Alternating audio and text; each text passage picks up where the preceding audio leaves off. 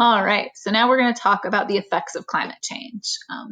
And I promise we'll get to some good things, some positives, some ways we can change all this and make good impacts later.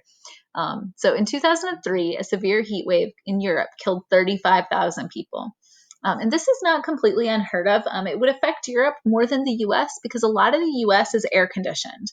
A lot of older buildings in Europe haven't been like modified, and they also don't need it as much as a lot of the places that we think of living, in the southern part of the United States. All right. So some effects on organisms. Habitats can shift, usually toward the poles or to higher altitudes. Migrations can start earlier in the spring as they follow temperature. Loss of ice makes hunting seals difficult for polar bears because they can't get from one ice floe to the next one as easily. And part of this can be a problem when we have organisms that depend on other organisms that may not see a shift. For example, flowers are going to shift their blooming, for the most part, many of them due to temperatures. So they're going to start blooming earlier if it's warmer instead of later. But a lot of other things like bumblebees, for example, and some of the other pollinators, they actually don't come out of hibernation until the day length is long enough. So they are coming out of hibernation, of their little like insect version of hibernation, is related more to length of daytime, not to how warm the temperature is. So they might come out of the hive ready for the spring, and all of the spring flowers have already bloomed and died. This can be a problem, especially if those flowers, needed to be fertilized to get the next generation of flowers. Right now, robins arrive on a Colorado mountaintop about 2 weeks earlier than they did in 1970. And birds, we have tons of good data. And part of this is because of the Audubon Society. They have been holding the Audubon Society Christmas bird count for a long time. This is just a day where citizen scientists, so normal people who are birders, go out in their backyard on Christmas Day and they count birds. This bird count gives us a really good idea of what birds are where during what times. They also do another one that's a little bit less popular during the summer.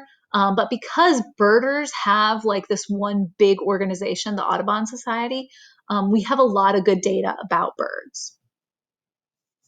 We also see effects on the ocean. An increase in ocean temperature is associated with a process called coral bleaching, in which the algae that live inside the coral animal die.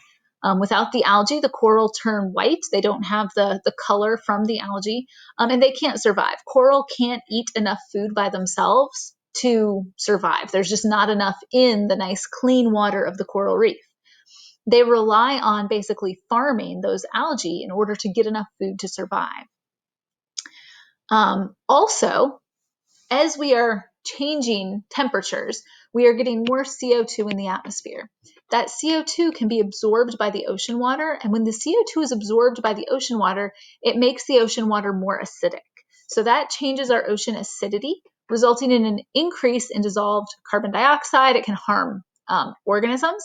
That acidity breaks down mostly organisms that build shells. So organisms like clams, organisms like coral that build this external skeleton, oysters, things like that. And these are the basis of a lot of different habitats in the ocean. Corals are the basis of the coral reef ecosystem. The fish depend on the coral for habitat. Oysters form oyster reefs, which are similar. They're not quite as species diverse, but a lot of other different kinds of fish and worms and things depend on the oysters in order to have a home. So if we have decreases in these organisms that provide this habitat, we're going to see decreases in other organisms as well. People who farm clams have already seen that they're having a harder time getting the clams to grow in the ocean. They're actually having to bring their clam like fisheries basically into tanks because the ocean water where they used to do this in these little like fenced off parts of the ocean is too acidic. And so the clams can't form enough shell. So basically their shells are thin and soft and they can die. Other current effects, agriculture and forestry. Effects here are complex depending on where you are. In some areas, it could be positive, lengthened growing seasons. but in other areas it's very negative, droughts and forest fires. So this one is going to be a big case of it depends. Overall, though, if you look globally, it looks like we are seeing a decrease overall in arable land or farmable land because of these effects. Economy, decreased yields. When we have decreased farm, we have decreased yields. We have the inability to sell, more jeans made out of cotton or whatever else we're looking at. We also have increased property damage because of severe storms, because of climate conditions that are causing these kinds of impacts. And then human health. Extreme heat waves are increasingly common. They can cause heat stroke and death, as we saw in the earlier. Also, extreme storms can cause human health issues as well.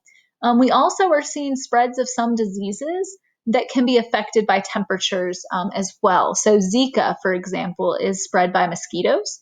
And so it can happen anywhere we have mosquitoes, and we can see it moving kind of north depending on the temperature, because some places don't get that kind of disease because it gets cold enough in the winter to kill off the mosquitoes.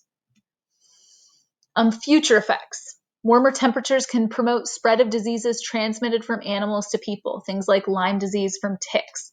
There's another disease that is tick-borne that causes you to become allergic to red meat. I know some of the other biology instructors, science instructors at Woodward have said that that's their worst nightmare, because that means no more hamburgers, no more steaks, none of that, because you would go into anaphylactic shock, which is where your throat closes up and you can't breathe. So that's not a good thing to get, and that's a tick-borne illness that it causes that allergy. Sea level. Low-lying populated coastal areas may flood as sea levels rise. So if you've ever been to Miami or New Orleans and you had a lot of fun, those areas are low-lying coastal areas. Many abroad as well, in especially places like Italy. The coast of most of Europe, where you have coast, is pretty well populated, and those areas could be damaged due to sea level rise. Water supply. Saltwater contamination of aquifers results from rising sea levels, and this can decrease in glacial ice can also threaten the freshwater supplies. Especially some countries like Russia, Mongolia, they get a lot of their fresh water from melting glacier ice. So if we don't have enough glacier ice, then they won't get that. Other countries that are further south get it from melting glaciers the melting glacier becomes river. So it flows into a river.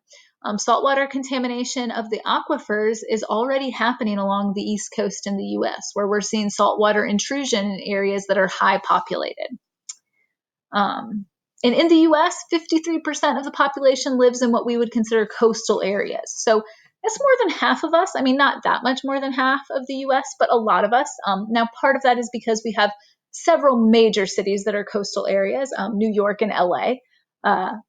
And, most other places are like this too. And this is because people built near where they could ship goods in. And for the longest time, goods were being shipped in by boat. So you'll see this same pattern in places like China and coastal African countries, Europe, Australia, South American countries. Everywhere you're going to have big cities, a lot of times on rivers or the coast.